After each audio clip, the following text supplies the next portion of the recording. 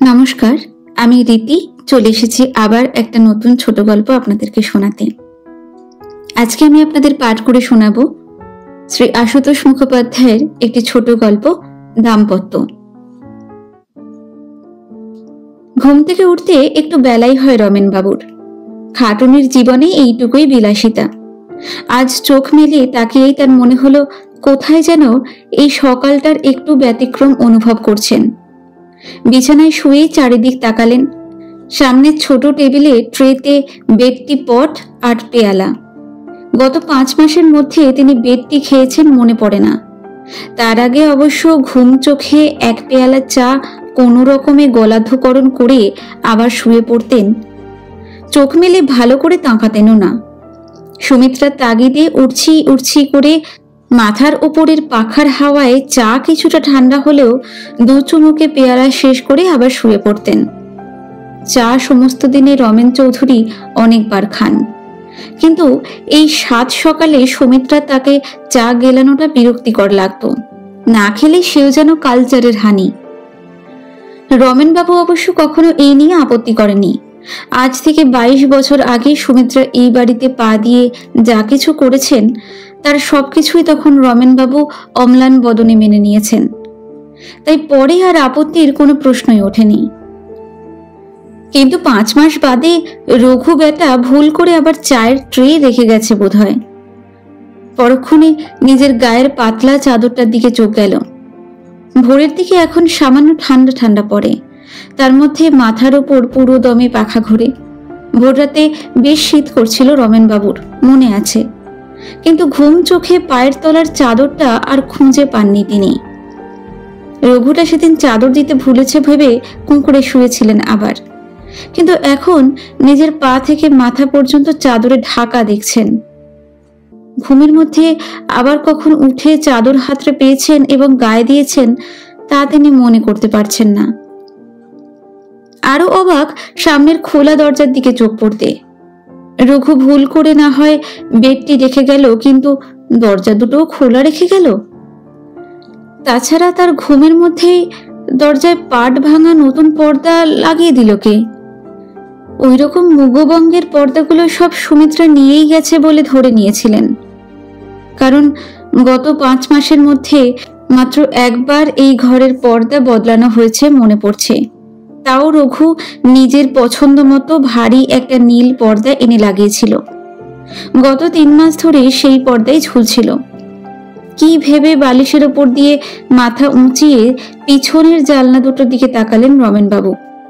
তারপরেই একেবারে দরজায় ওই মুগো পর্দা লাগালেই তার সঙ্গে ম্যাচ করে জালনায় ওই রঙের পর্দাই টাঙাতো সুমিত্রা। এখনো জালনায় সেই ম্যাচ করা ঝকঝকে পর্দাই দেখছেন রমেনবাবু। তিনি ঘুমোচ্ছেন আর সেই ঘরে ঢুকে রঘু নিঃশব্দে এত সব করে গেল দেখেও বিশ্বাস হচ্ছে না। আস্তে আস্তে শয্যায় উঠে বসলেন তিনি। ঘরের চারদিকে ভালো করে তাকালেন আবার। ড্রেসিং টেবিলটা সাজানো, কোণের আলনাটা গোছানো, 5 মাস আগে যেমন থাকতো সেই রকমই অনেকটা। ঘড়ি দেখলেন 9টা বাজে প্রায়। এত বেলা পর্যন্ত আগে ঘুমোতেন না তা বলে ইদানিং বেলা হচ্ছে। অনেক রাত পর্যন্ত বই পড়েন বা জার্নাল টার্নাল পড়েন। রাতের ঘুম কমেছে, ফলে সকালের ঘুম বেড়েছে। বাবা এখনো ওঠেনি রে রঘু? বাইরে থেকে এই শব্দ কানে আসার সঙ্গে সঙ্গেই বুকের ভিতরটা যেন ধপধপ করে লাফিয়ে উঠল রমেনবাবুর। এ কি শুনলেন তিনি? কার গলা শুনলেন? এখন তিনি জেগে আছেন না ঘুমিয়ে স্বপ্ন দেখছেন? ওই গলার স্বর যার, যে পর্দা ঠেলে গলা বাড়ালো, তাকে বসে থাকতে দেখে 2 চোখ আনন্দে চকচক করছে রমেনবাবুর। সৌমেন রমেনবাবুর একমাত্র ছেলে, 20 বছর বয়স। তাড়াতাড়ি ঘরে ঢুকে এক মুখ হেসে বাবাকে প্রণাম করলো। বলল, খুব অবাক করে দিয়েছি তো? মা একটা চিঠি লিখে তোমাকে জানাতে বলেছিল আমরা আসছি।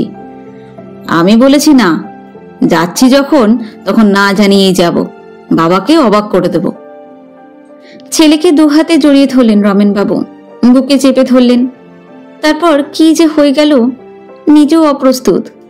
যা কখনো হয়নি তাই হয়ে গেল। কেঁদে ফেললেন তিনি। বাবার চোখে জল দেখে ছেলেটাও অপ্রস্তুত। তাড়াতাড়ি বলল, তুমি আর কিছু ভেবো না বাবা, সব ঠিক হয়ে গেছে। মা আর তোমাকে ছেড়ে যাবে না, আমিও না। কি যে এক মজার কাণ্ড হয়েছে না মাদ্রাজে। একদিনে মায়ের মেজাজ জল, মনই ঘুরে গেল একেবারে। বলবো খন তোমাকে। চুপ মেরে যেতে হলো। পর্দা সরিয়ে সুমিত্রা ঘরে ঢুকলেন। বাপে ছেলেতে তখনও জড়াজড়ি। রমেনবাবুর চোখে তখনও জল। তাড়াতাড়ি ছেলেকে ছেড়ে দিলেন। নিজের ওপর হঠাৎ প্রচন্ড রাগ হলো রমেনবাবুর। এই একজনের কাছে চোখের জল শুদ্ধ ধরা পড়তে চাননি। সুমিত্রা চুপচাপ তার মুখের দিকে চেয়ে রইলেন একটু। সুমও এই ফাঁকে মাকে দেখে নিচ্ছে। সুমিত্রা স্নান সেরে এসেছেন।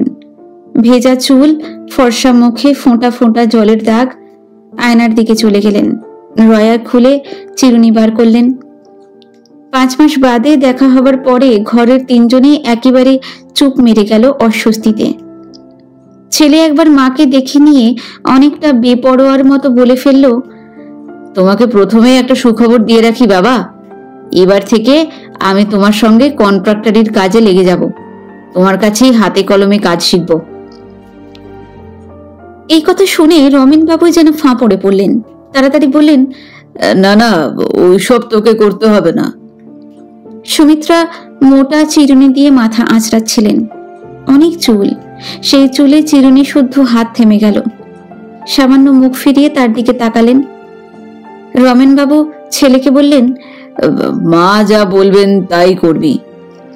বারে, মাই তো ওই কথা বলেছে, তোমার সঙ্গে কাজ করব, তোমার কাছে কাজ শিখব। রমেনবাবু আবার হতচকিত একটু। এত বিশ্বাস করতে হবে? সুমিত্রার হাতে আবার চিরুনি চলছে। আয়নার দিকে মুখ। ছেলেকে বললেন, রঘুকে ওই চায়ের ট্রে নিয়ে যেতে বল, জল খাবার সব একেবারে নিয়ে আসুক। গল্প করতে হয়, হাত মুখ ধোয়া হলে তারপরে কর। সকাল 9টা বেজে গেল। পরোক্ষ শেষের উক্তিটা রমেনবাবুর উদ্দেশ্যে, সেটা ছেলেও বুঝল। খাট ছেড়ে মায়ের নির্দেশ পালন করতে চলল সে। সুমিত্রা ধীরে সুস্থে মাথা আঁচড়াচ্ছেন। অত চুলের জন্য শরীরের ওপরের দিকটা একটু বেঁকে মেকে যাচ্ছে। লোভীর মতোই দেখতে ইচ্ছে করছে রমেনবাবুর। আগে তাই দেখতেন। আয়নার ভিতর দিয়ে সুমিত্রার সঙ্গে আবার চোখাচোখি হতে তাড়াতাড়ি খাট থেকে নেমে এলেন। যেন তাড়া আছে এমনই ভাব করে মুখ হাত ধুতে চলে গেলেন।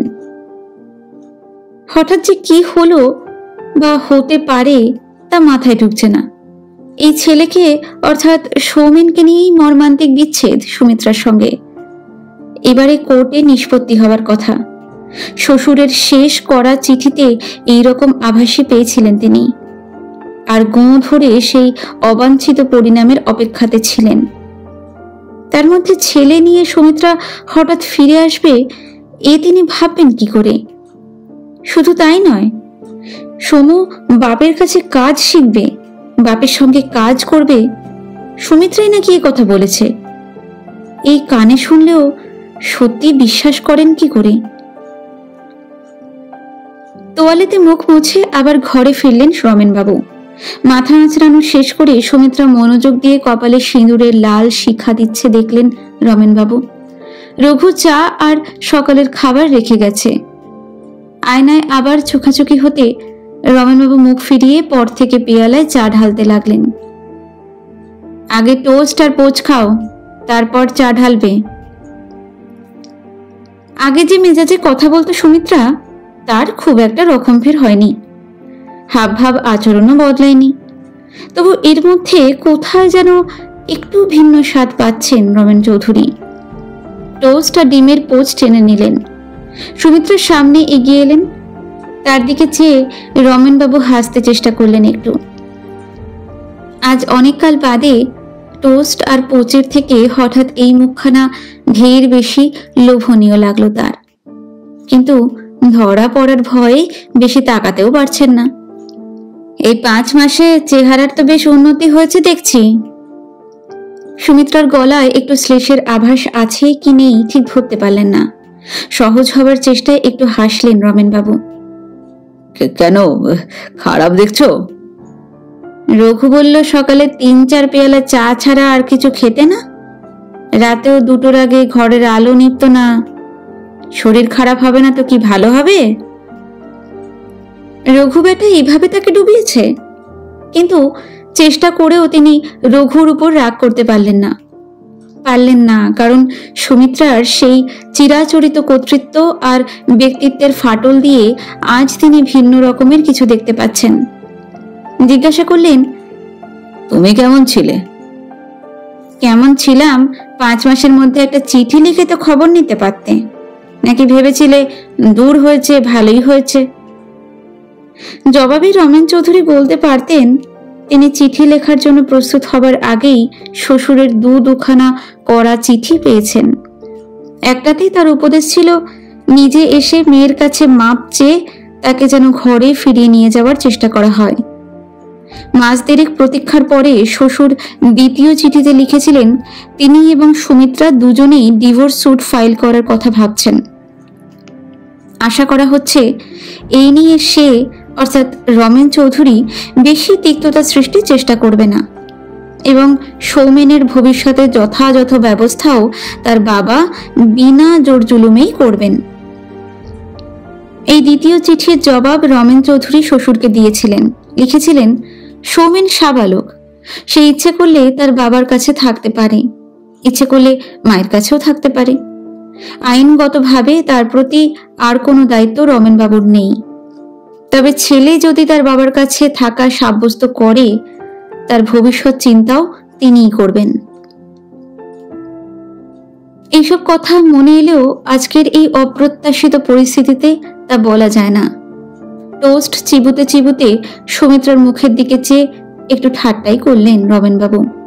বললেন, এই বয়সে স্ত্রী দূর হয়ে গেলে আর ভালোটা কি হতে পারে? এইটুকুতেই সেই চিরাচরিত অসহিষ্ণুতা সুমিত্রার।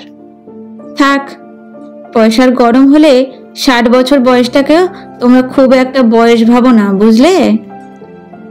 রমেন চৌধুরী হাসছেন। আমার 46, এটা কি তাহলে পুরো যৌবন? সুমিত্রা চোখের কোণে মানুষটাকে আরেকবার দেখে নিলেন।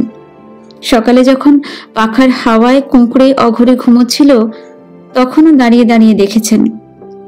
নিরীহ ঘুমন্ত মানুষটার দিকে চেয়ে তখনও একটা জোরের দিক আবিষ্কার করছিলেন তিনি। এখনো সেই জোরের দিকটাই দেখছেন। একটু রাগ হচ্ছে না, বরং ভালোই লাগছে। এই ভালো লাগার স্বাদটা আশ্চর্য রকমের নতুন। হঠাৎ হাসলেন সুমিত্রা একটু। বললেন, যাক শোনো, সুমু ঠিকই বলেছে, এখন থেকে সে তোমার সঙ্গে কাজে বেরোবে। শুনি রমেনবাবুই হাঁসফাঁস করে উঠলেন। সুমিত্রা ফিরেই যখন এসেছে এই প্রসঙ্গ নিয়ে তিনি আর ঘুঁট পাকাতে চান না।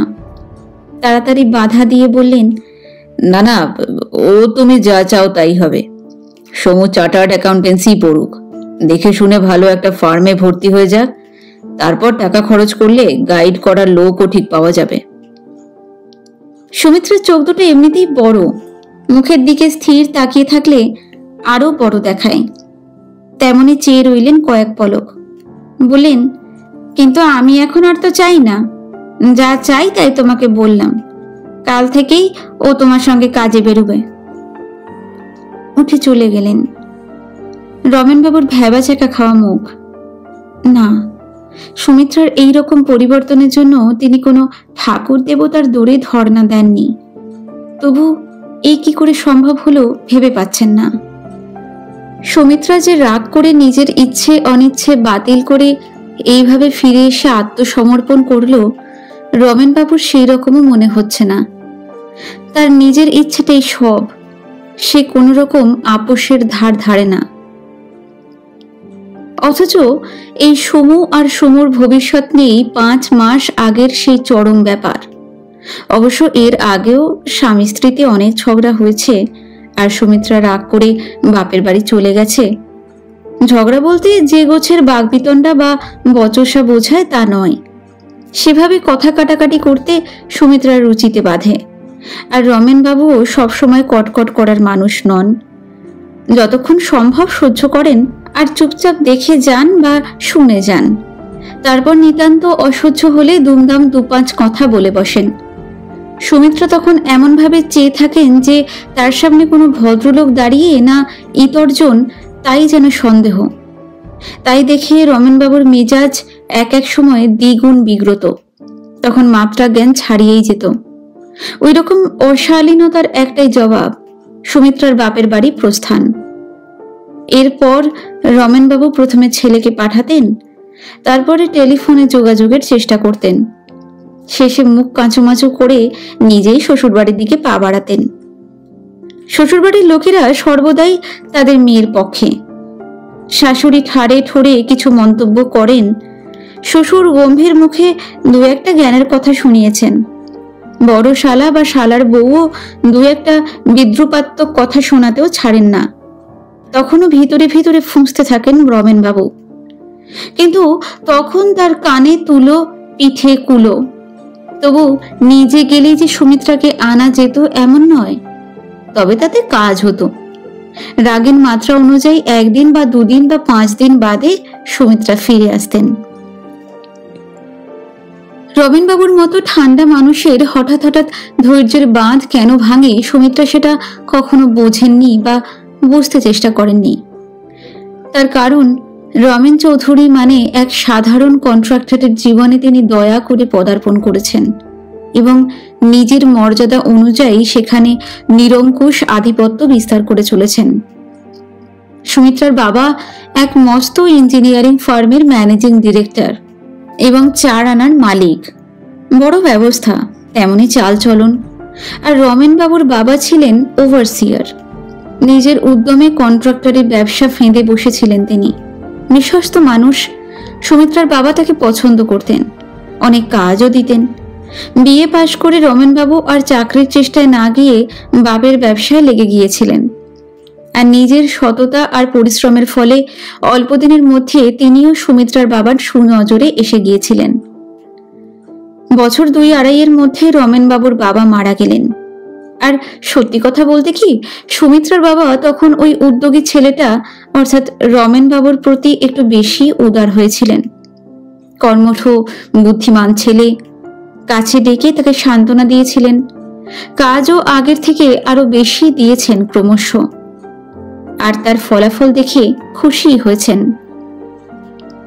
রমেনবাবুর বয়স তখন 25 বছর। একটা চাপা প্রলোভন দুর্বার হয়ে উঠল।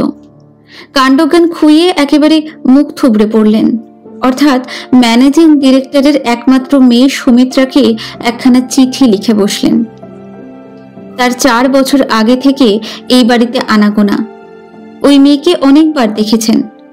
খুব যে রূপসী তা নয়, সুখের ঘরে ওইটুকু রূপ অনেক মেয়েরই থাকে, কিন্তু তাকে দেখে দেখে রমেন চৌধুরীর পাগল হওয়ার দাখিল।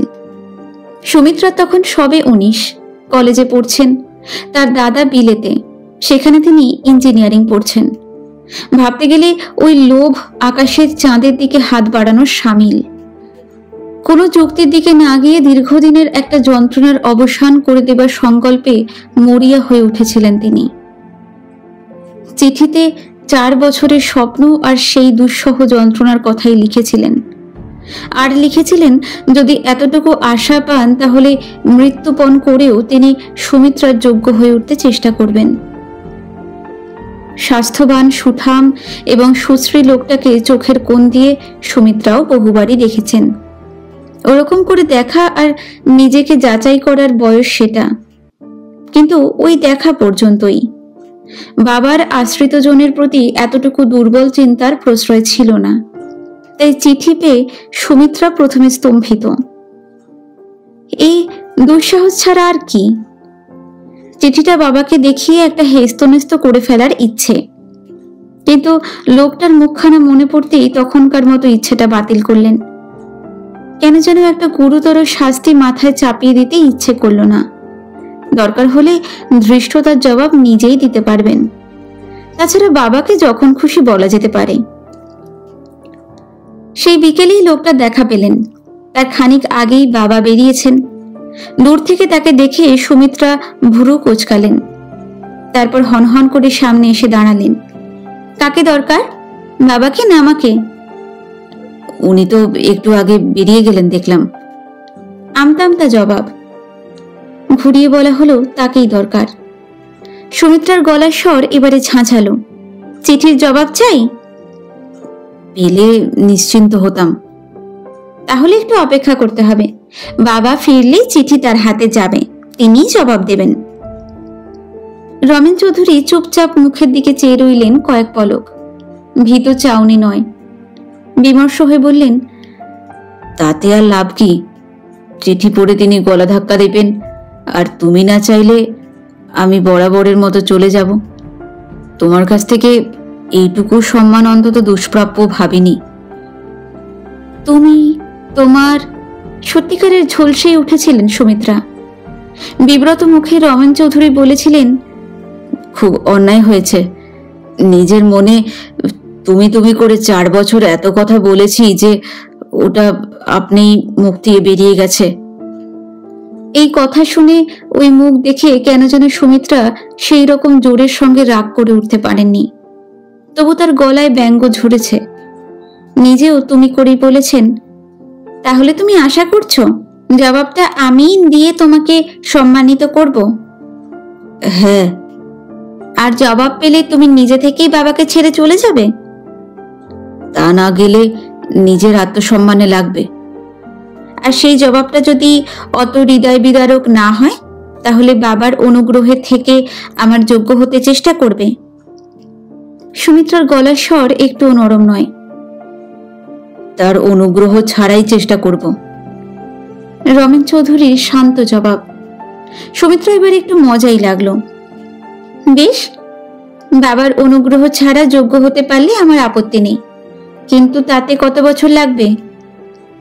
ভরসা পেলে 2 বছরের বেশি লাগবে বলে মনে হয় না।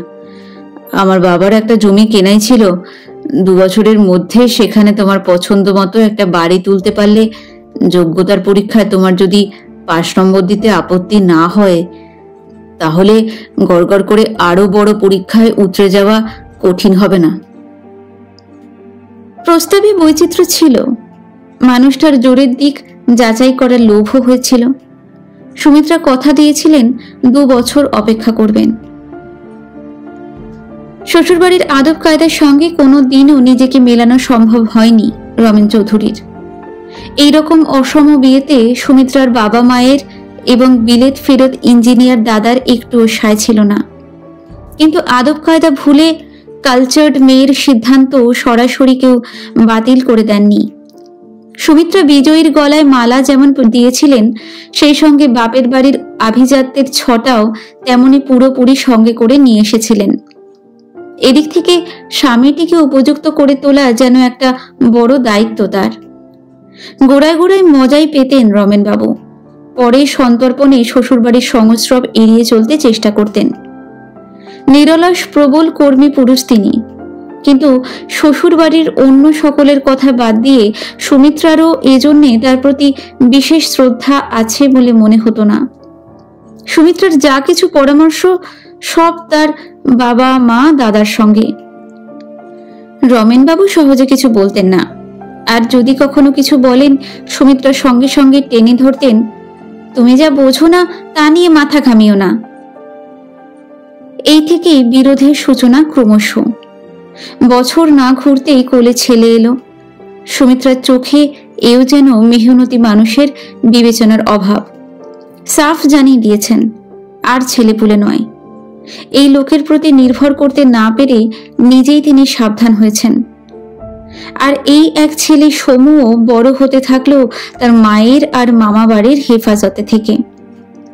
এ ব্যাপারেও রমেনবাবুর বক্তব্য বা বিবেচনা কেউ গায়ে মাখেন না, কিন্তু ওপরওয়ালা শোধ নিচ্ছেন। ছেলেটা বাপের নেওটা, বাপের কাছে আসতে পেলে মা বা মামা বাড়ির দিকে ঘেঁষতে চায় না। দুটো মাস্টার রাখা সত্ত্বেও স্কুলের পরীক্ষায় কোনোদিন প্রথম 10 জনের মধ্যেও তার নাম দেখা যায় না। মা শাসন করতে গেলে ছেলে বাপের কাছে পালায়। ওকে নিয়ে স্বামী স্ত্রীর মধ্যে ঝগড়া বেড়েই চলে। বাপ ছুটির দিনে বাগানের কাছে হাত দিলে ছেলে সোৎসাহে কোদাল দিয়ে মাটি কোপায়, জল নিকাশের নালা তৈরি করে। আর তাই দেখে মায়ের হাড় পিত্তি জ্বলে। সুমিত্রার মনের তলায় সব থেকে বড় আশঙ্কা, ছেলেটা বাপের মতো হয়ে উঠছে। এই আশঙ্কা চাপাও থাকে না সব সময়। তখন স্বামী স্ত্রীতে তুমুল ঝগড়া অনিবার্য। ইঞ্জিনিয়ার দাদুর ইচ্ছে ছিল নাতি মস্ত ডাক্তার হোক, আর ইঞ্জিনিয়ার মামার ইচ্ছে ভাগ্নে বড় ইঞ্জিনিয়ারই হোক। কিন্তু দুটো বাছাই করা মাস্টার রাখা সত্ত্বেও সমু সকলের আশায় ছাই দিয়ে হায়ার সেকেন্ডারিতে সেকেন্ড ডিভিশনে পাশ করে বসল। এর ফলে সুমিত্রার যত রাগ গিয়ে পড়ল ছেলের বাপের ওপর। আর বাপ বলল, যা হয়েছে হয়েছে, কত ছেলেই তো থার্ড ডিভিশনে পাশ করে। এই নিয়ে শেষে তুমুল বিতর্ক, আর তারপর সুমিত্রার রাগ করে বাপের বাড়ি প্রস্থান। ইদানিং এই রাগারাগি আর প্রস্থান একটু ঘন ঘনই হচ্ছিল। বাবা আর ভাইয়ের পরামর্শে সুমিত্রা এরপর ছেলেকে বিএসসি অনার্স পড়ালো। উদ্দেশ্য, এতেও ভালো ফল হলে ডাক্তার অথবা ইঞ্জিনিয়ার কিছু একটা হওয়া সম্ভব। অনেক টাকা মাইনে গুনে গোড়া থেকে দুজন প্রফেসর রাখা হলো। পড়াশোনার ব্যাপারে সুমিত্রা এবার ছেলের ওপরেও নির্মম। কিন্তু বিএসসির ফল বেরোতেও এবারেও সুমিত্রার মাথায় বজ্রাঘাত। ছেলে অনার্সই পায়নি, পাস কোর্সে পাশ করেছে। 5 মাস আগের সেই মর্মান্তিক ব্যাপারটা ঘটে গেল এই নিয়ে। দোষের মধ্যে হেসে হেসে রমেনবাবু বলেছিলেন, অনেক তো দেখলে, এবারে ছেলেটাকে বেহাই দিয়ে আমার হাতে ছেড়ে দাও। আমার সঙ্গে বেরোক, কাজকর্ম শিখুক, ভালোই করবে।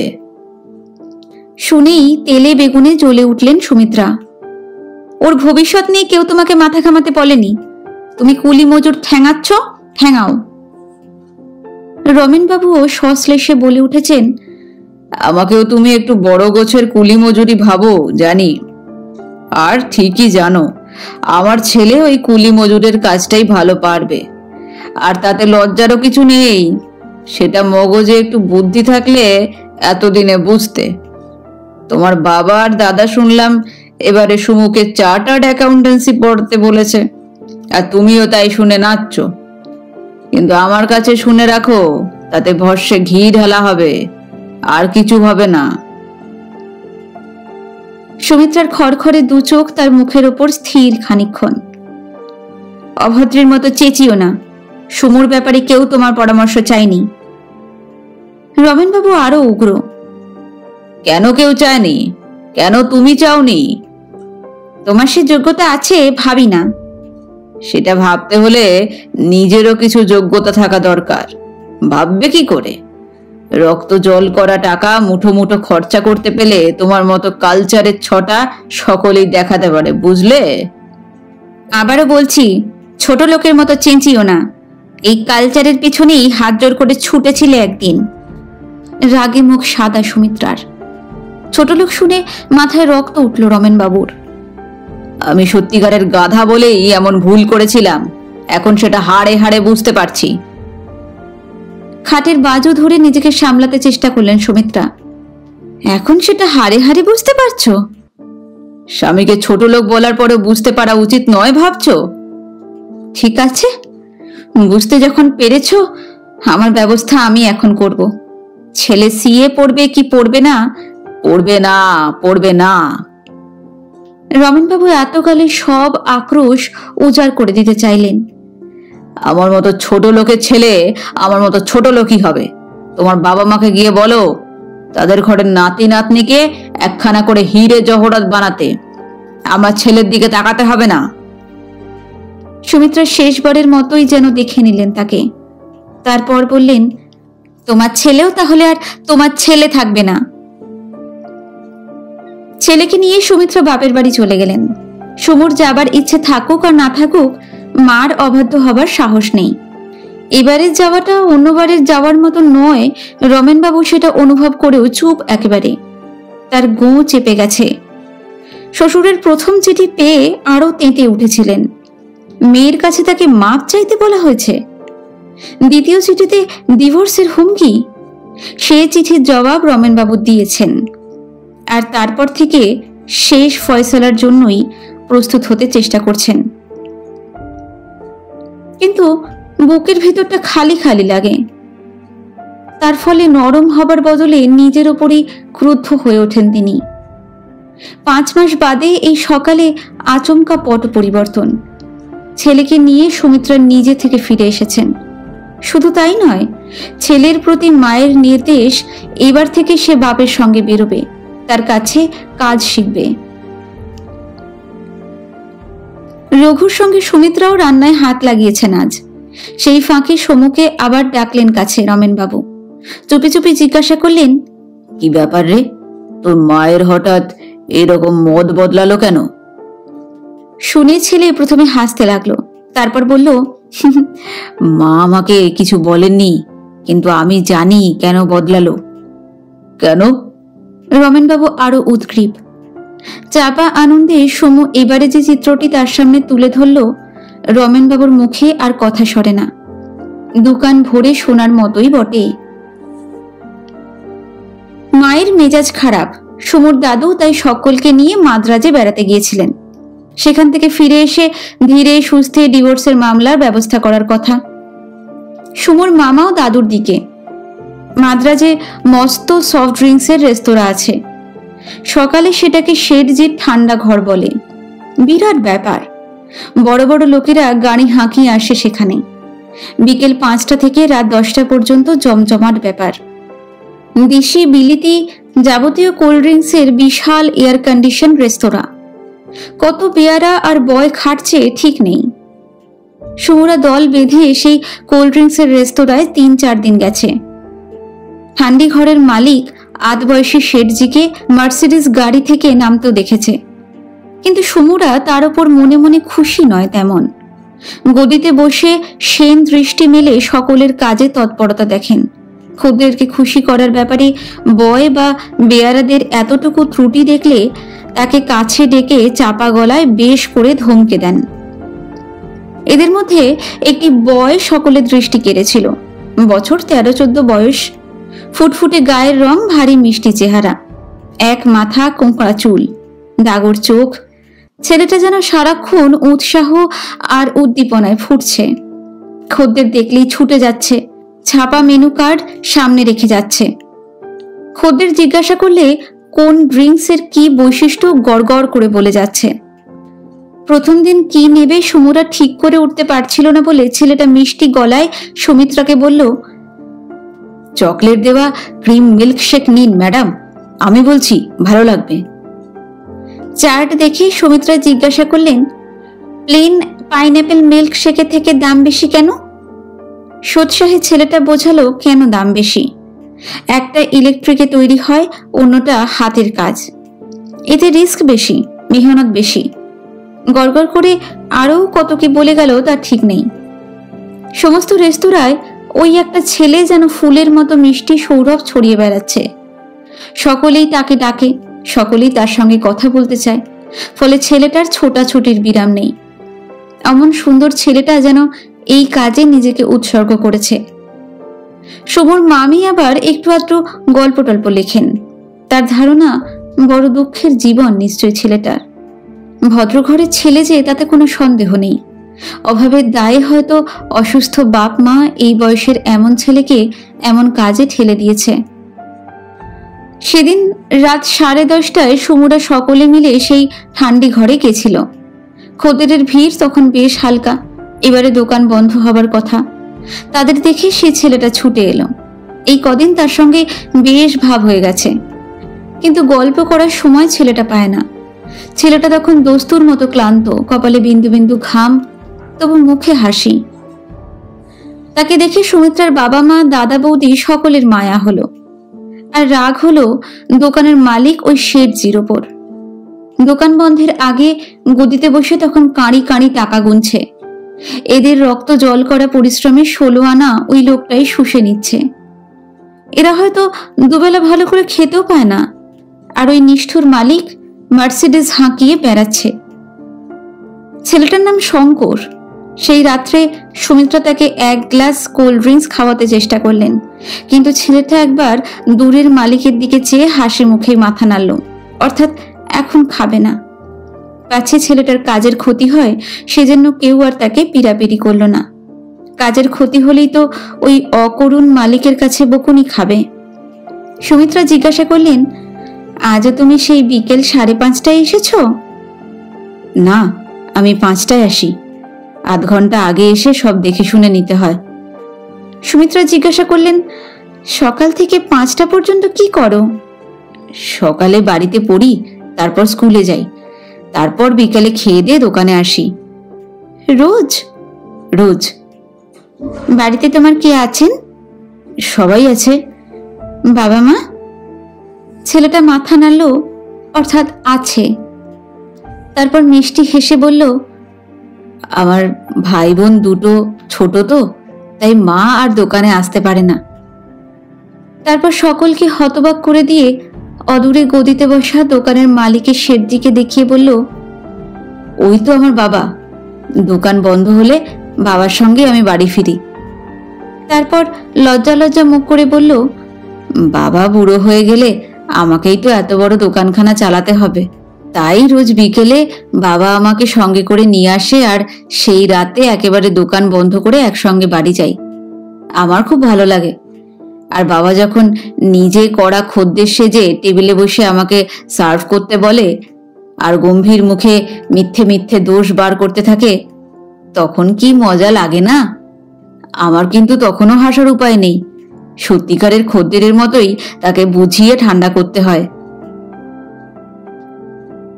সমুর শেষ কথায় সম্বিত ফিরল যেন রমেন বাবুর। সমু বলছে, ছেলেটা সেই মিষ্টি মিষ্টি হাসি দেখে আর মিষ্টি কথা শুনে মায়ের মুখখানা যা হয়ে গেল না, তুমি বিশ্বাস করতে পারবে না বাবা। তারপর বাড়ি এসেই আমার ওপর ওই হুকুম শুনে দাদু আর দিদা রাগ করলে, কিন্তু মা আর কোনো কথায় কান দিল না। তারপর আজ হাওড়া স্টেশনে পা দিয়েই আমাকে নিয়ে সোজা এখানে চলে এলো। সুমিত্রা ঘরে ঢুকতেই ছেলে আর বাবা সচকিত। মায়ের সঙ্গে চোখাচোখি হতেই সমু যেন ধরা পড়ে গেল। লজ্জা পেয়ে তক্ষুনি প্রস্থান করল। রমেনবাবু সুমিত্রার দিকে চেয়ে আছেন, সুমিত্রা তার দিকে। 22 বছর বাদে দুজনে দুজনকে নতুন করে দেখছেন। শ্রী আশুতোষ মুখোপাধ্যায়ের দাম্পত্য গল্পটি আজকে এখানেই শেষ হলো। আশা করছি আপনাদের এই গল্পটি ভালো লাগলো।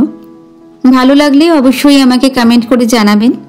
আপনাদের মধ্যে অনেকেই আছেন যারা আমার চ্যানেলে গল্প শোনেন কিন্তু সাবস্ক্রাইব করেননি এখনো। আপনারা সাবস্ক্রাইব করলে এই চ্যানেলটি গ্রো করতে অনেক সুবিধা হবে। সাবস্ক্রিপশন একদম ফ্রি, তাই প্লিজ সাবস্ক্রাইব করুন আর বেল আইকনটি প্রেস করে রাখুন, যাতে যখনই আমি গল্প আপলোড করব আপনাদের কাছে নোটিফিকেশন পৌঁছে যাবে। আজকে এই পর্যন্তই। এর পরের দিন আবার একটা নতুন গল্প নিয়ে আসবো আপনাদের কাছে। নমস্কার, ভালো থাকবেন।